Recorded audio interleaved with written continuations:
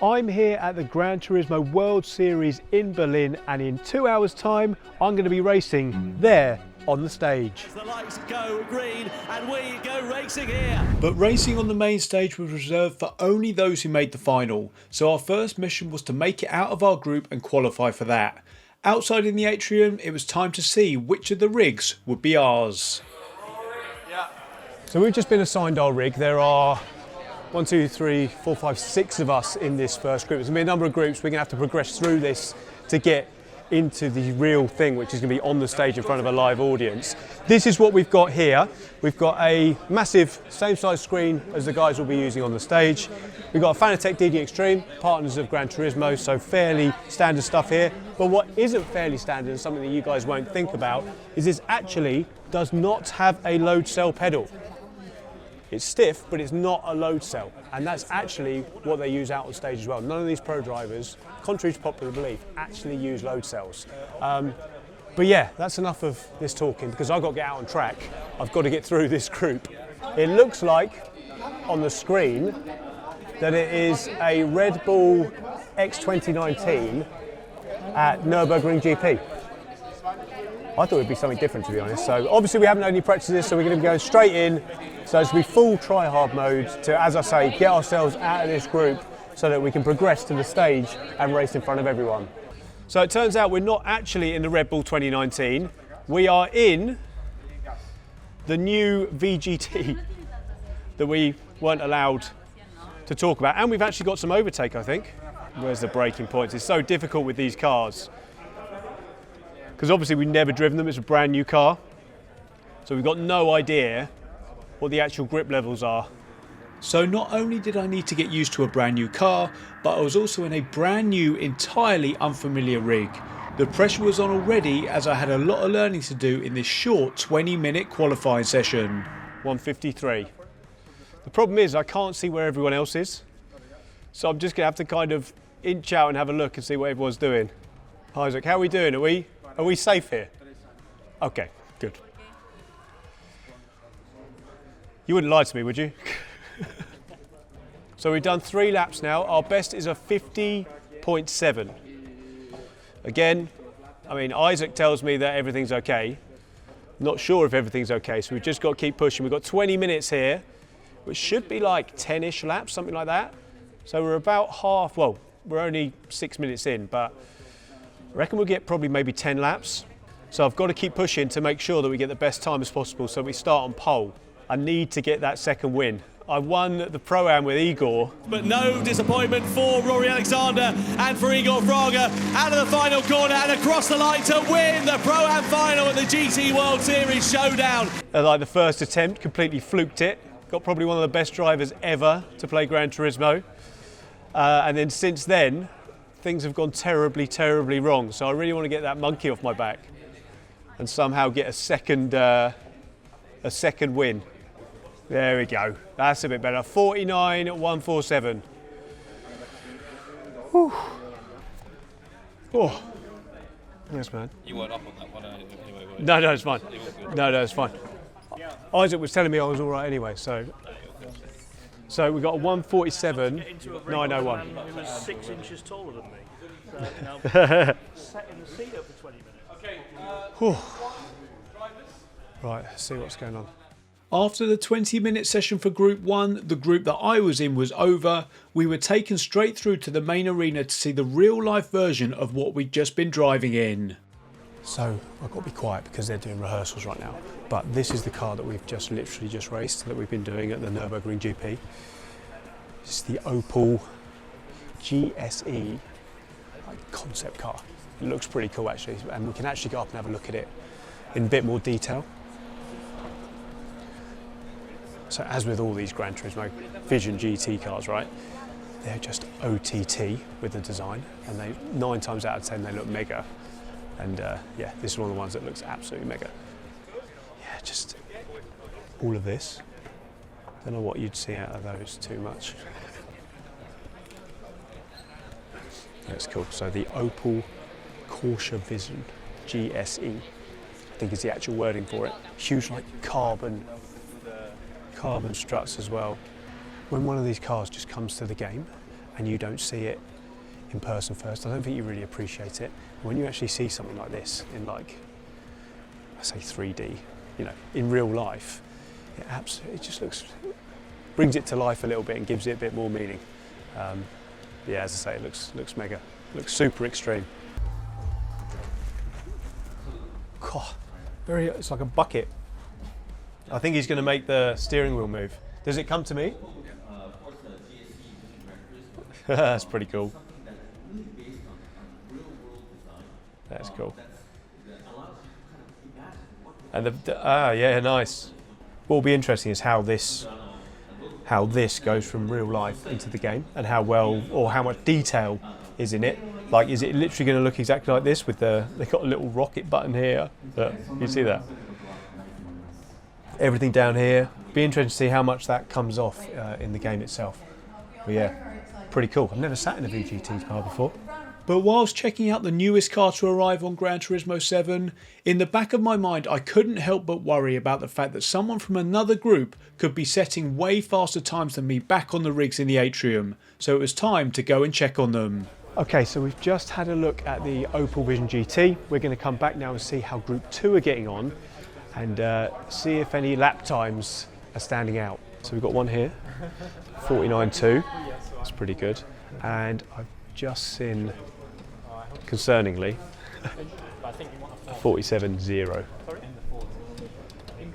So that's, I think ours was a 47.9, was it? Something like that? Either way, it wasn't as quick as that. So looks like we've got a real race on our hands. So I've just had a look, right? He's putting in an even quicker lap time now. And what might let me off the hook is, sorry mate, he's got racing shoes on. That's got to be worth like 0.8 of a second, definitely. Behind me is Group 3 now, so we've had Group 1 that I was in, Group 2 after us, of course, and the lap times are pretty brutal, actually. I'm quite surprised. Normally, these media races are a bit of fun, but people are putting in some pretty good times, better than our times at the moment, so things are actually getting quite serious. So, we've just come back after lunch, and we've just spotted the prizes for the media race that we are going to be soon racing for. Now, I don't know what order these are, but what we've got is, we've got a Fanatec DD Extreme. I presume it's going to come with the base rather than just the wheel. We've also got a PlayStation VR 2 and also an Opel t-shirt, and it looks like some goodies, but I don't want to go in there. But I can't think too much about the prizes. As we said, the lap times have got pretty intense, so we've got to concentrate on making sure that we get things done on track. We're here outside the venue. The doors are about to open. As you can see, there's a big queue of people ready to come in. And we've just actually had the quali results in for the media race, and we have qualified in 3rd place. We've got Automoto in 1st, Dave Gaming in 2nd, and then ourselves in 3rd. So, as I mentioned earlier, this is going to be no cakewalk. I think this media race has just gone up a notch. I've got a bit of history with this race. It was previously the Pro-Am, so I won that in my first ever attempt with Igor Fraga. And then I've been trying to win it for a second time ever since. 2 times after that, we've had issues where I've either been crashed into or my pros crashed. But to cut a long story short, it's all gone terribly wrong. So I'm hoping this time, on our 4th attempt, that everything's going to go well and we get that monkey off our back and get our 2nd win. So yeah, as you can see, now everybody's coming in, the whole crowd's coming in. They've actually changed the name. If you look behind you, it's now not the media race, it's the GT World Series Invitational race. So it's very, very serious. And with all these people coming in, and with the lap times being super hot, getting a bit nervous, I won't lie. How you go, guys? Have a good one.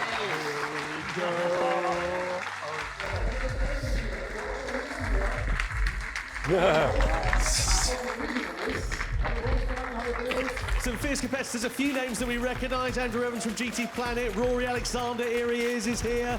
What up? Shoes off. Right, let's go. What do you think, mate? Do I look ready? No. Flashbacks of previous races. So we just need to survive turn 1. We've only got 3 laps apparently. So yeah, let's see. I think there's going to be a few people who are going to try and win it at turn number 1. I'm going to try and stay cool. Or I might send it. So we'll see what happens. Let's go. Silver Gaultier will lead the field across the timing line. Dave Gaming, second position. Rory Alexander in third. 3 laps of action then, ready to go here at the Nürburgring GPF layout. So this was it. Starting down in P3 with only 3 laps in this final, meaning we were going to have to absolutely go for it if we were going to get that elusive second win. And go for it, we did. As the lights go green and we go racing here in Berlin. So Gaultier leads Dave Gaming, leads Rory Alexander, leads Gustin Goritz. And look at Rory Alexander already on the attack against Dave Gaming. He's on the inside, he's late on the brakes, that's a bit deep, surely. He's getting stopped and Gaultier's pushed down to third. Rory Alexander leads through turn 1. I knew the first corner was going to be my best opportunity to make up places in this short race. So I gambled and hit the boost button straight away. I got alongside P2, then I saw the leader hadn't covered off the inside, so I braked as late as I dared to fill the gap and just about got it stopped. And amazingly, we emerged out of T1 in the lead. Fair racing there, Tom. Great to see Rory Alexander making the move there, making no mistakes. Already Gaultier trying to get back up the inside of Dave Gaming, gets it done, but they're side by side now, coming at your intersection. They're touching doors in this new Opel GSC Vision GT car. Whilst the 2 drivers behind were battling, I knew this was going to probably be my only opportunity to get my head down and gap the pair of them. Yeah, but I'd say pretty aggressive so far. Oh, what do you reckon there, Michael? Pretty aggressive racing at the start of that one? Yeah, Rory just had a really good start. Great attack here for the first corner, and yeah, but Dave's now on the hunt. Let's see if he can catch up. Oh, Rory's a little bit wide into the hairpin there. That might cost him a bit of drive as you come up through the Schumacher S. Whilst pushing, as Tom mentioned there, I did go deep, allowing the guys behind to close back in. This just added to the already massive pressure I was feeling. I knew from quali these guys were quicker than me over a single lap, and any more mistakes could give us some serious problems. A little bit unpredictable going into the corners there. Gaultier a little bit wider than maybe he would have liked. That might present an opportunity for the German Dave Gaming. Behind this, by the way, Andrew Evans for GT Planet moved up into 4th position, so stuff going on up and down the field, but your leader at the moment is still Rory Alexander into the chicane for the first time.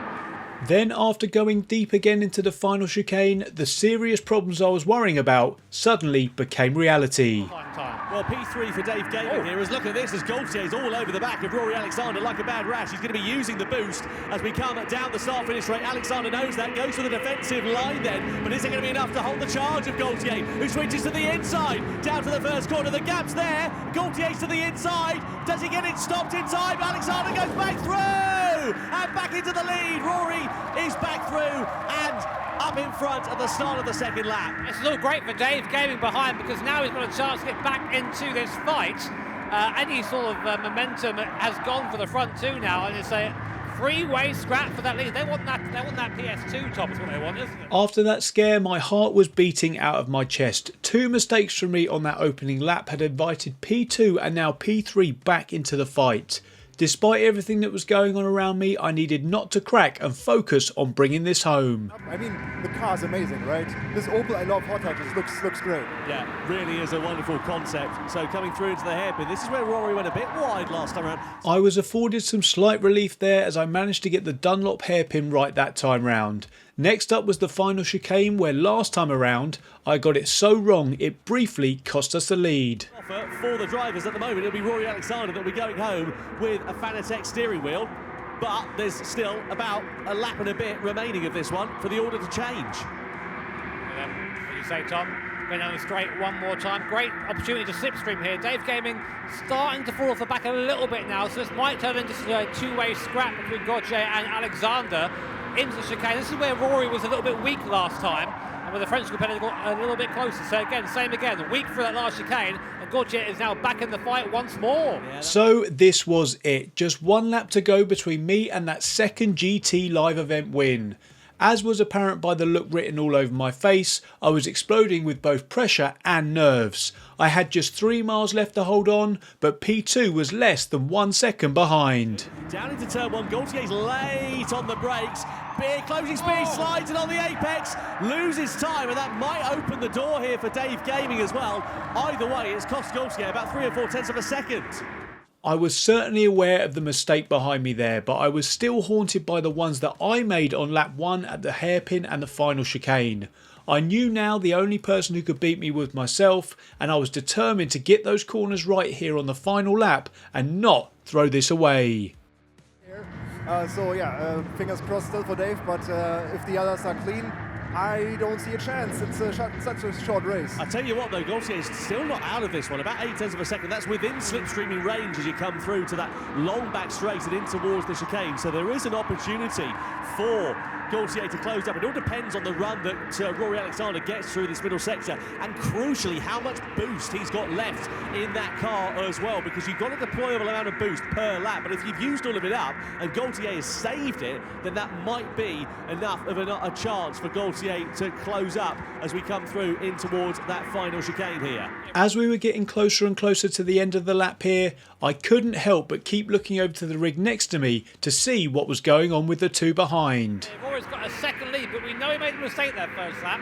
Chance it might happen again as we come into the last couple of corners. But as I exited the final chicane for the 3rd and final time, I knew I had finally done it and the relief arrived. In the Opel Corsa Vision Gran Turismo GSE here at the Nürburgring, Rory Alexander takes victory. Finally wins one. Ahead of Sylvain Gaultier and Dave Gaming on the podium. Andrew Evans finishes. There's going to be one thing or the other. Play it cool or send it. Line in P6 ahead of Charlie Alvarez. But amazingly there, for one of those invitational races, very clean and very fair. Thank you, Matt. I was expecting more carnage, honestly. Is it right to be disappointed or not? I'm not sure. We don't tend to promote that sort of racing here at GT, but yeah, it's fun. I barely did. It's nice to see the drivers letting their hair down a little. I didn't really break at all. Really good job. I didn't really break at all. And Rory Alexander just talking to one another after that race there. Mikkel, what did you make? Yeah, I think also Thomas did well. Pixel Connect, Thomas, our other German YouTuber. So no worries. Yeah, he came 5th, so pretty good. And I think Dave will be pretty happy about the Opel fan package. So.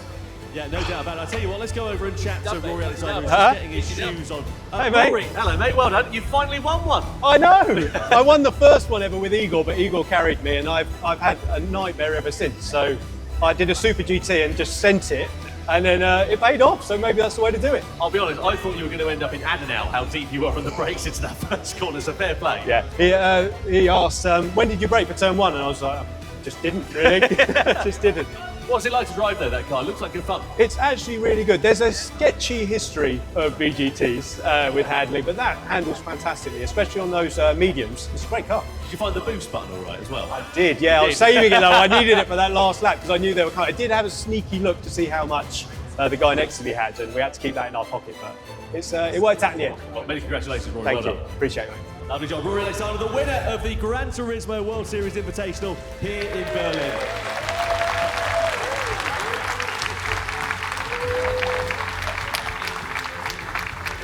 And now first place then, a Fanatec steering wheel kit presented by Belman Adarevic, the Chief Marketing Officer from Fanatec, as she makes her way onto the stage here in Berlin. And it is awarded to the winner of the Gran Turismo World Series Invitational here in Berlin, Rory Alexander. Whilst winning the race was great, winning a Fanatec wheel whilst being sponsored by Thrustmaster presented us with a slight issue. Okay, so a bit of a whirlwind, that one. We were talking before about what we should do into turn number 1. And I don't know what, it was like one thing, it was either go easy or go all in. I just found myself behind and I pressed the boost button. I don't think either of the other guys pushed the boost button. I thought, it's now or never. I hope I made the apex. I hope I did. I didn't get a penalty for it. They seemed okay backstage. So yeah, it's nice because I haven't won. Something's gone wrong. We won the first time and something has gone wrong every time, and I had the opportunity and I didn't want to lose it. So yeah, super happy. Also, it was a bit, what's the word? Awkward maybe to get the wheel. Isaac, what do you think we can do with that wheel? I can't use it. Still watching the video, by the way. Yeah, maybe we can find a home for it. Yeah, maybe we'll do something with that. We'll find a home for it. We'll give it away, I think, because I can't use it. It's a fantastic wheel, just I can't use it. So yes, good idea, Isaac. If you want to enter the giveaway and get your hands on the wheel that I won in Berlin, all you need to do is 1, drop a like on this video, 2, make sure you're subscribed to the channel, and 3, comment 2 times down below. I'll then pick a comment at random, double check that you're subscribed, and get in contact with the winner. Thanks as always for watching, guys, and good luck.